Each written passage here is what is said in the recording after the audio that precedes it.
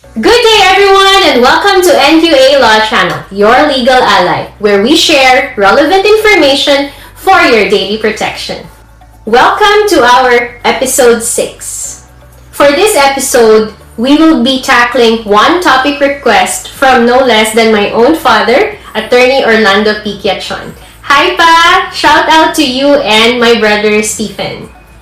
For the topic request of my father, he said, initially thinking of pressing up-to-date topics such as corruption, redress of grievance, peaceful assembly, their do's and don'ts. O, diba? Thank you Pa for your question. So, today we will be talking about the people's right to peaceful assembly. Under the Constitution, guaranteed gidya nga may right kita to public grievance, especially kung may reklamo kita sa government. But the more relevant law is Batas Pambansa bilang 880 or the Public Assembly Act.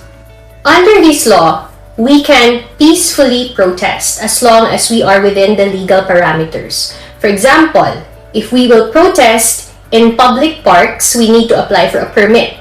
Pero may mga places man kung diin pwede kita ka peaceful protest nga wala na permit. For example, in freedom parks, in school campuses, as long as naglisensya, ta syempre kagintugutan kita sang eskwelahan, kag iban pa nga mga lugar such as private property, basta may katugtanan sang tag-iya.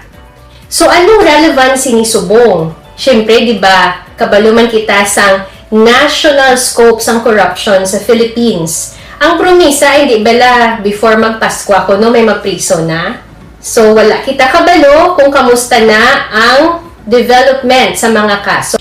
Pero at our end, pwede gid kita ya ka protest as long as peaceful lang ina. So always guided kita dapat sa aton nga layi. At the individual level, dapat may ara man kita contribution sa pagbulong sang corruption diri sa Pilipinas. Ano ang pwede ta maubra? Ano di ba ang topic sang corruption nga amo pa lang nang nadakpan, di ba? Flood control. Anong pwede ta maubra para hindi na magbaha or makabulig kita para next time na mag-ulan, hindi na masyado magbaha.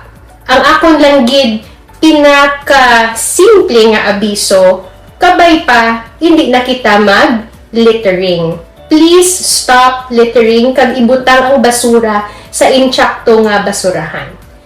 Another relevant point, bago subong ang aton garbage collector, no, diba, diri sa Bacolod. Tagaan ta tsansa, buligan ta.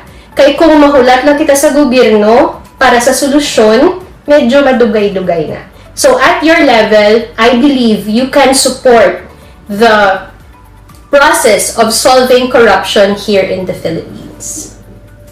In addition to that, ang drainage sang Bacolod, balano, matingwa gid kita sang pag-clear sang aton drainage. Kay kung kisa kulang man sa edukasyon ang aton nga mga pumuluyo, ang iban makita mo gid panilhig tapos dira nila ginabutang ila basura sa mga drainage. So ang panawagan tatani no, especially sa aton pinalangga nga LGU sa Bacolod, kabay pa mas more pagita sa information dissemination kag sa education, especially sa mga sectors of society nga ara sa mga squatters area nga sa tuod-tuod lang wala man sila actually butangan sang ila basura. So buligay kita kag may isa man gali ka panawagan sa isa ko gali ka friend, shout out man gali kay Sir John Alexander Cuyoca. Hambal niya no na kung pwede lang tani maayo ang Bacolod City with the new garbage collector, pangkwaon ta na kuno ang basura, no, para at least maka-start with a new year with a clean environment. And with a clean environment, mas maka-progress pagid kita dungan. So, thank you very much everyone. This is again Attorney Nea of NQA Law Channel. Always reminding you to know your rights and know your limits. See you in our next episode.